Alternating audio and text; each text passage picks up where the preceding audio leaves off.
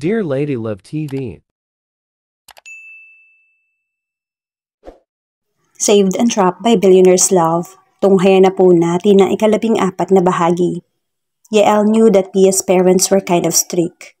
Ngunit hindi niya inaasahan na sa unang attempt pa lamang niya sa paghingi ng permiso ay papayag ang mga ito. They trusted him according to them. At alam daw nila na hindi siya gagawa ng bagay na ikapapahamak ng kanilang anak. He was elated that they could look forward to him without a doubt. This made his sense of responsibility to Pia grew even stronger. Kasalukuyan siyang nasa salas ng mga pamilya ni Pia at nakatitig lamang sa screen ng kanyang phone. Napataas ang kanyang mga kilay nang bigla itong mag-ring. Kahit hindi nakarehistro ang numero ng tumatawag ay sinagot niya ito. Who's this? Yael? His teeth had clenched upon hearing that familiar but not anticipating voice. At ang lalaking ito lang naman ang tumatawag sa kanya ni Yael bukod kay Pia. At Dolly, what do you want? Aaron? Hindi ba nagkasundo na tayo nakakalimutan ang nangyari? Teka nga, paano mo nalaman yung number ko? Aaron sighed over the phone and said, Believe me, kung sinusumpa mo akong kausapin mas lalo ako. Pero hindi ako tumawag sa iyo para lang magsayang ng oras ng mga hamon. I call because of Pia. She's in danger. Oh, is that so? Yael looked around for a moment. Tinitiyak niyang walang nakakarinig sa kanya habang kinakausap ang lalaking itinuturing niyang isa sa mga mortal niyang kaaway. Muli niyang idinikit ang phone sa tenga nang sigurado na siyang walang ibang tao. Nakaalis na naman ang parents ni Pia. Si Kier marahil ay naglalaro ng computer at si Pia naman ay nagbibihis pa. Ito ang sasabihin ko sa iyo. Pia is safe as long as I am around. Pero kung mangangahas ka na namang manggulo, she will be in danger. That's for sure. Look, hindi mo kasi magets. Galing dito si... Yael ended the call without letting Aaron finish his sentence. Gago. Bulong niya at pinindot ang off button ng kanyang cellphone. Kung muling tatawag ang makulit na lalaking yon, ay marahil susugurin na niya ito at tuluyang pipilipitin ang leeg. Hindi talaga nagtatanda. Sino kausap mo, Yael? Biglang natuod si Yael sa kinauupuan. Slowly he glanced over his shoulder and his breathing halted as he spotted Pia. She was gracefully walking down the stairs wearing a light pink lace top. She looked taller in black skinny jeans and wedges. Her light and lovely aura was completed by a side braid of her long jet black hair. Naiinip ka ba masyado? Sorry kung natagalan ako ha. Ilang beses ko kasing inulit tong tinirinta sa buhok ko. Halatang pag-aalala sa magandang mukha ng dalagita. So, how do I look? Buong ingat na inalalayan ni Yael si Pia nang malapit na ito sa base ng hagdan. Ngunit ang totoo, ay natutokso siyang ilapit ang kamay nito sa kanyang mga labi upang halikan. That was what a prince do to a princess, wasn't it? But sadly, he was not the prince, and this girl in front of him was more than a princess. You look perfect, Yael commented without tearing away his eyes from the girl's face. Nang umiti ang dalagita ay animoy lalong nahulog ang kanyang puso sa loob ng kanyang dibdib. Salamat ha. Akala ko aasarin mo na naman ako. So, tayo na? Yael blinked. Tayo na? What do you mean? Pia chuckled. Tayo na. Let's go. Baka malate pa tayo. Nakakahiya naman kina coach. Naunang lumabas ng bahay si Pia, samantalang nakasunod lamang si Yael sa kanya. In his mind, he was scolding himself. Kailan pa niya naisip na maging slow. Yeah, right. It was since he realized he was beginning to fall for her. It was almost an hour later when they arrived at Coach Pete's house. Sa kabila ng paghahanda ni Pia, abot-abot pa rin ang kaba niya nung pumasok sila sa loob ng bahay. Lalo na salubungin sila ng asul at pulang mga ilaw at malakas na tugtog. Saan man siya dako tumingin, may mga bisita na nakikipagtawanan sa kausap nito. At ang pinaghalong tunog ng mga boses ay halos ingay ng matuturing para sa kanya. Everything in the house wasn't her thing. Ano nga bang pinunta niya rito? Are you okay, Pia? Pia smiled at Yael. Marahil ay nararamdaman ng binata ang kanyang pag-aalala dahil napisil niya ang braso nito. Yes, hindi ko lang ina-expect na ganito ang setting. Of course, because what she was anticipating was more wholesome. Iyong walang mag-boyfriends na akala mo'y sarili nila ang mundo kung maglambingan. O di kayo walang nagsasayaw sa ibabaw ng sofa at may hawak na long neck bottle. Hindi niya batid kung anong partikular na alak yon, ngunit alam niya nakakalasing. Do you want to go now? Sabihin mo lang at aalis na tayo. Yael whispered in her ear. Pia shook her head. We'll stay. At least makita nila na dumating tayo. Ayoko nang masabihan na killjoy. Tumuloy sila sa division ng bahay kung saan disente ang ilaw at mas mahina ang musika. Ngunit tila nagsisisi si Pia na doon nagawi. Paano'y nakita niya nakaupo sa malaking sofa si Venice? May katabi itong lalaki na may itsura din, ngunit nakakadistract ang mga tattoo sa leeg at mga braso.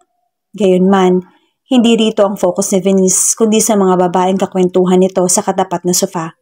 Oh no, bakit hindi ko naisip na pwedeng narito siya? She gulped hard when she imagined what could happen if she noticed her. Gagawa na naman ba ng eskandalo ang ex ni Yael? Sasabunutan ba niya ako? Goodness, sayang pinaghirapan kong braid if ever. Napakagat siya ng labi. This invite was really a bad idea. Yael muttered. Let's get out of here, Pia. Walang magandang mangyayari dito. Hindi na nakaimik si Pia at nagpadala na lamang sa paghila ni Yael sa kanya palabas ng silid na iyon. Ngunit natigilan sila nang tinawag sila ni Venice. Wait, hold on please. Did Pia hear that right? Si Venice ba talaga nagsabi ng please?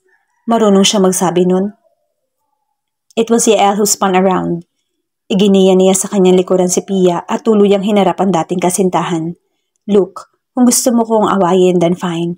Pero hindi sa ganitong pagkakataon. I'm not here for a confrontation. Venice looked at him, confused. At sino nagsabi sa'yo na aawayin kita? Gusto ko lang naman sabihin na huwag kayong umalis. Yael gave her a cynical look. And why not? Dahil wala na akong dahilan para awayin ka pa, Venice said. Saglit siyang bumaling sa kasama niyang lalaki. Lumapit ito sa kanila na magsenya siya at otomatikong ipinulupot ng isang braso sa bewang ng dalaga. Bakit mo ko tinawag, babe? Anang lalaki.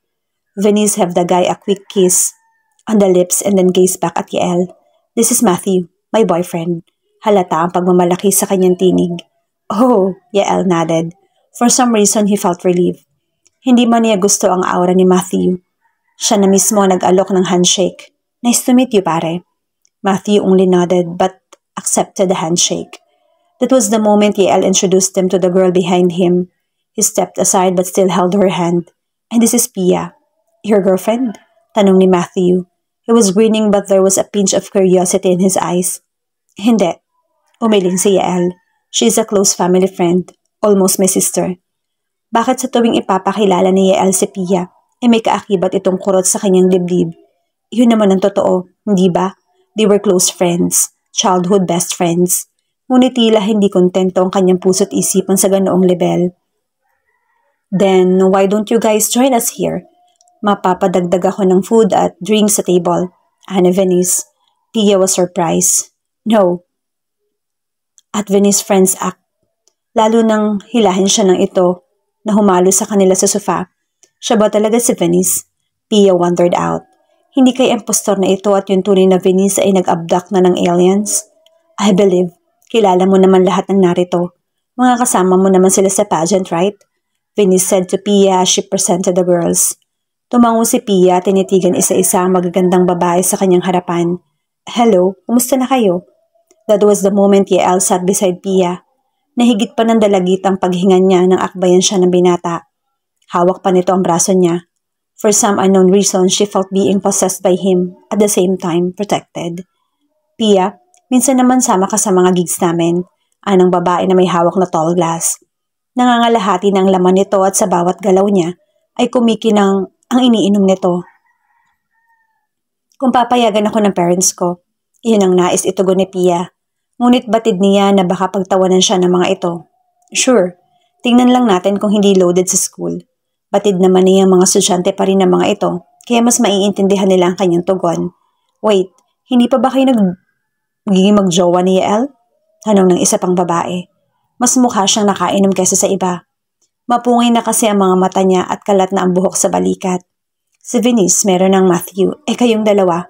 Huwag niyo sabihin hindi pa, kasi pansin namin sa campus na ang sweet niyo lang, kahit sila pa noon ni Venice. Stop it, Wena. Mahinahong saway ni Venice at bumaling sa gulantang na sina Pia at Yael. Ako na ang humihingi ng sorry for her. Bitter lang yan masyado kasi iniwan ng jowa. Pia only nodded. Pero si Yael ay tila sasabog na sa pagkairita. Tumayo na siya at maingat na hinila ang dalagita sa braso nito. Then, it's not our problem anymore. Pero kung patuloy nyo lang kaming pagtitripan, mabuti pa umalis na kami. Dahil alam ko kung saan matatapos ang usapan nyo. Pakisabi na lang kay Pete na umalis na kami. Kayo naman hindi na kayo mabiro. Matthew said laughing. Tila may tama na rin ito dahil namumula na ang mukha at mapupungay na rin ang mga mata. You don't need to go out actually. If you want, we can provide a room exclusively for the two of you. Promise, we will not disturb you. Gago ka pala eh. Tuluyan na sumabog si Yael. Binitawan niya si Pia at nilundag na parang gutom na leon si Matthew. He gave him a series of punches, but the other guy just continued to laugh. Nasaan na yung syringe? Bilisan nyo. Akin na. Bago pa siya makahalata. Venice shrieked in a panic voice. Anong? Tumigil si Yael na mapagtanto ang gagawin ni Venice. Unfortunately, it was too late to even spin around. Actually, he couldn't no longer move. Napansin na lamang niya na naninigas na ang kanyang katawan at nawala na siya ng malay. No, hindi pwede. Kailangan kong maiilis dito si Pia.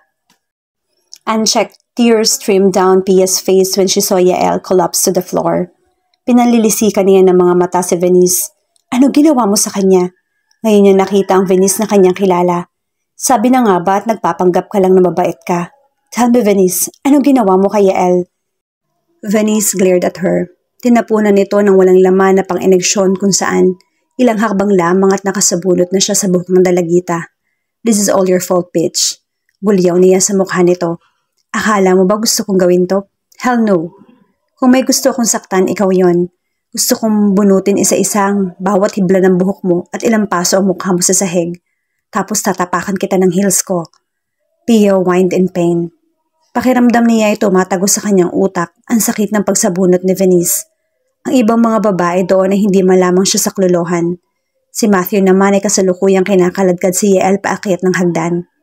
Sinusubukan niyang pumalag upang sundan ang kababata, ngunit sadyang mas malakas si Venice sa mga sandaling iyon.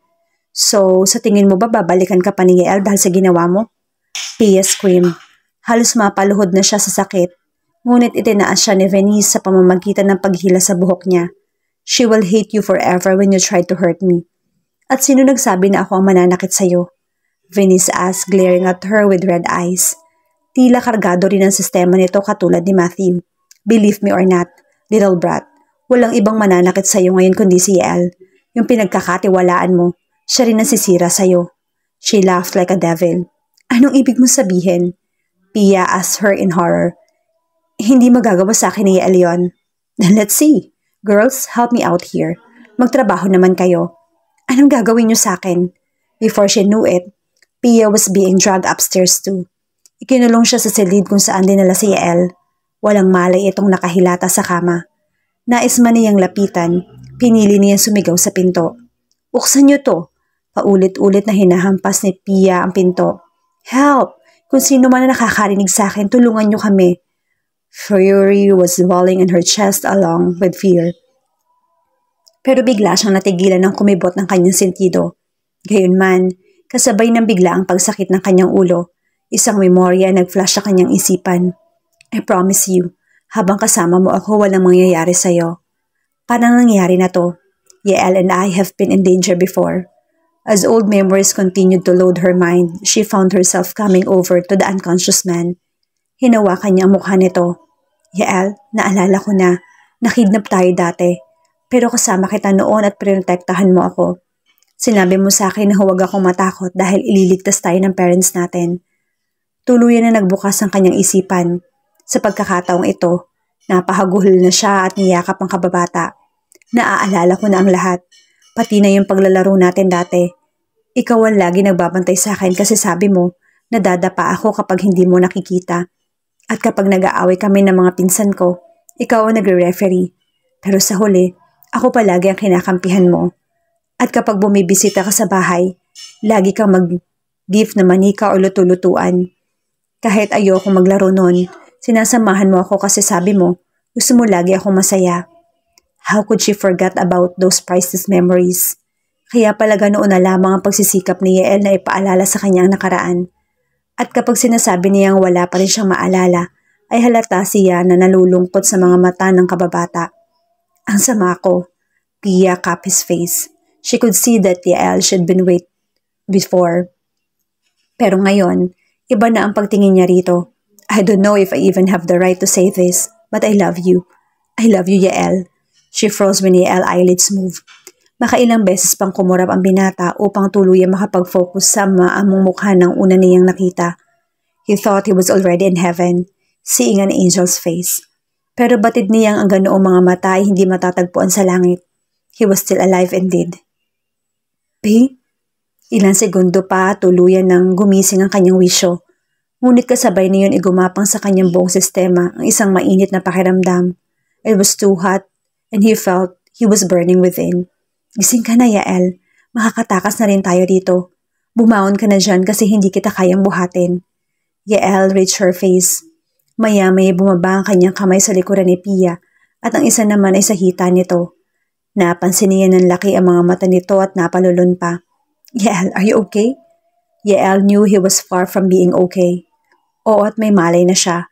Ngunit sa nadarama niya ngayon, mas gugustuhin pa niyang hindi na magkamalay kahit kailan. It was just too hot and too painful for him to take what was happening inside his system. At walang ibang paraan upang maglaho iyon, kundi ang ilabas. He needed a goddamn release so freaking bad. But unfortunately, it was no other than Pia that was the closest girl with him. No, I can't do this to you. Anong sinasabi mo, Yael? The innocent girl asked him, pressing herself to him. She wasn't even aware of the massive growing bulge in his pants that she unintentionally hit. Fact, just in one swift, Yael was shrouding Pia. Namutla ang mukha ng dalagita habang nakatitig sa kanya na puno ng kalituhan at takot. Yael, anong gagawin mo sa akin? Pia started to cry again. Gayunman, hindi niya makuhang manlaban dahil sa sobrang panghihina. Alam ko na, dahil sa in-inject nila sa'yo kaya ka nagkakaganyan. Alam kong hindi mo ko kayang saktan. So please, labanan mo kung anumang nararamdaman mo. Umalis na tayo para madala kita sa ospital. Lalong dumilim ang paningin ni Yael, pero sa kanyang mga mata, si Pia ay isang ubod ng sarap na putahe na napaka-hirap tanggihan. What if I like what I'm doing? He whispered roughly in her ears. Sino ba ang makakatanggi sa katulad mo? I bet you'd never been with a man before. He parted her legs, though there was a part in his mind that forbid him to do such a devilish act. Ngunit hindi niya mapigil ang kanyang bibig dahil kasabay ng pakiusap ng dalagita. Magkahalong init at sakit ang naglalakbay sa kanyang buong katawan. Mas dama niya ito sa pagitan ng kanyang mga hita. Ngunit bago pa niya tuluyang punitin ang damit ng dalagita, natigilan siya nang lumakas ang hagulhol nito at tanging sinasambit ay ang kanyang pangalan. Yael, no. Shit. Napalundag siya palayo sa kama, ngunit nang nakatayo na siya ay napaluhod sa sakit. Pakiramdam niya sasabog siya upang muling gumalaw. He knew it was due to the drug Venice put into his system. Pero hindi niya mapigil ang epekto nito. If only that bitch was in that room instead of Pia. Kanina pa niya tinira ang kanyang ex hanggang sa magmakaawa itong tigilan niya. But hell, si Pia ang kasama niya. Mas gustuhin pa niyang mamatay kaysa babuyin ang pagkatao nito. Go, Pia. Umalis ka na habang nakakapag-isip pa ako. Pakiusap, umalis ka na. Sigaw niya sa dalagita. Ni hindi niya ito magawang tingnan sa pangamba na hindi niya mapigilan pa ang gagawin kung masilayan ang mukha nito. Pero kailangan mo ng tulong. Hindi kita iiwan dito na. I said go. God damn it. Ayaw na kitang makita kahit kailan. Napakatigas ng ulo mo. Hindi na kita kayang tiisin pa. Lumayo ka na dahil sawa na kung alagaan ka. Pia felt her chest crack into two upon hearing those last words from Yael. Was it still due to the drug? O baka naman iyon talaga ang totoo na ayaw na nito sa kanya. Fine. Goodbye, Yael. Pinahid niya ang mga luha at bumaling sa bintana. Nang tanawin niya ito ay napansin niyang katabi nito ang isang exit staircase. Mabigat ang kanyang loob na binuksan ng bintana. Ngunit akmang tatakas siya nang hilahin siya ni Yael at muling itapon sa kama. Nang muli siyang magdilat ay nakapatong na naman ito sa kanya. I'm sorry, P. Hindi totoo ang mga sinabi ko kanina dahil ikaw ang pinakamahalagang tao sa akin.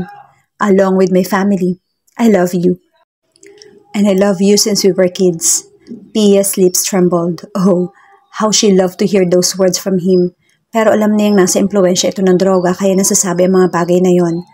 Lalo lamang nahihirapan ng kanyang puso dahil naniniwala ito sa mga pinagsasasabi ng binata. Get off me. It was his groan that Pia kick. Dahil dito'y nakawala siya sa binata dahil ng hina ito. Because of the pain, Yael's fear sprang into life. Tumayo siya sa nanggagalit ng mga ngipin. Ngunit muli na naman siyang natigilan na sugurin ng dalagita. No, I can't do this to her. She is my precious Pia. But he throbbed in pain again, making him collapse to the floor. That was the moment the door swung wide open. Iniluwa noon si Aaron at Pete. Both men glared at Yaels in horror. Ngunit si Aaron ang sumugo dito lalo pat nakita niyang walang tigil si Pia sa pag-iyak sa isang tabi. Walang hiya kang hayop ka. Ano ginawa mo kay Pia? Dumagan si Aaron kay Yael at pinarusahan ito ng sunod-sunod na suntok. Aaron, stop it. Saway ni Pete na inalalayang tumayo si Pia. Dadalhin natin si Yael sa ospital. Hindi gugulpihin. This devil needs to die. Aaron hissed. You raped Pia. No, Aaron. Wala siyang ginawa sa akin. Itigil mo yan, please. Pia's voice made Aaron stop. Puwisit. Dan sa panghihinang dulot ng galit ay napaupo siya sa tabi ng dugo ang binata.